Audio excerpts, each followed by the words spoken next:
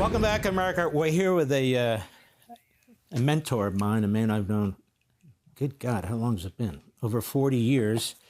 Dr. Larry Arnn, president of Hillsdale College. He's just a terrific thinker and writer and scholar. Dr. Arnn, it hasn't been a long time since Donald Trump has been inaugurated.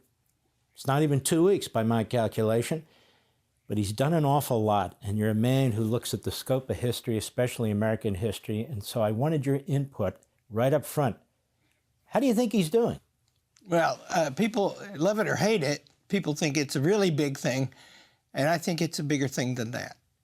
I think if you put it in context, you will see that our age, our century, our decades, it's a question what kind of country we're going to live in.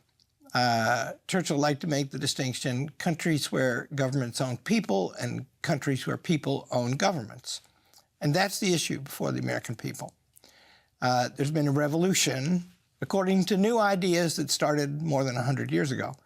And that revolution has moved, in 1930, 12% of the gross domestic product was in the government. Now it's a little over 50%. In 1930, 23 or 4% of the government was at the federal level. Now that's over 63%.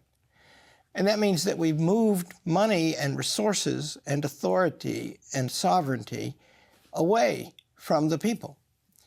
And this last week is the most direct and coherent assault on that movement that I've ever seen. And it's consequential because when that kind of government began, the beginnings of it are in thought, or in the late 19th century, everywhere it has been planted, it has grown without interruption. And so can it be stopped? And it's the fundamental question. And turns out Donald Trump was saying a mouthful, and I think he might have been saying more even than he knew in 2016, drain the swamp. What does that take? Swamp is very powerful. And its claim is that we need professional standards and tenured officials and expertise in every decision that people make. And where does that end up? That ends up with people being told how to raise their children, and their children being treated in ways that will affect the rest of their lives, and that hidden from their parents. And then if the parents protest, the Justice Department comes after them.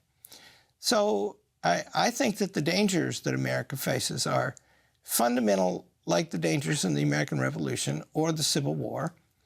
And I think the decision that's pending is as fundamental as the decisions that were made in those two episodes, the most signal episodes in the whole history of America. So it's a very remarkable time. And I think Donald Trump likes to use superlatives, and he uses them more than I do.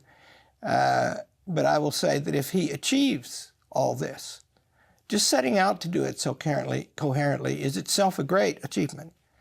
If he actually does it, this will be remembered that the American people have done good for their country in this generation as much as the founding generation and as much as the Civil War generation. I think that's how serious this is.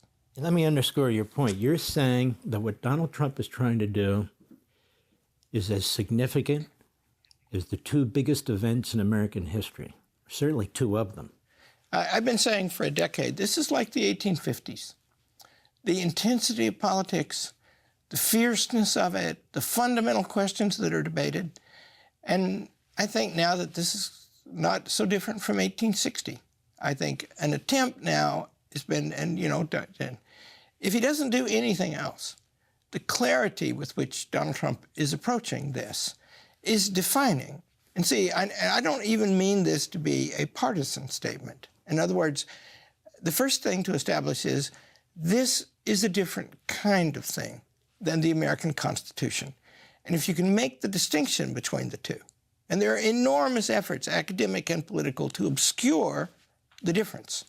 But if you can make the distinction, then the people can choose what kind of thing do they want. And that is what the politics of Donald Trump have revealed. And I think it's very beneficial. And I don't claim that I know how it's going to come out. I think it's going to be very difficult, fierce fight. You know, the Civil War generation and the American Revolution generation did not have a light and easy time. Well, this is very profound, because you're saying what Donald Trump is doing is bigger than what most people realize. Let's explore that when we come back, because I think the American people voted this time and they understood, as a book I once read, that we're at the precipice here between liberty and tyranny, at a point at which we would not be able to return but for the election of this man. And what you seem to be saying is, that's right. And this man is off to a great start. I want to pursue that with you. We'll be right back.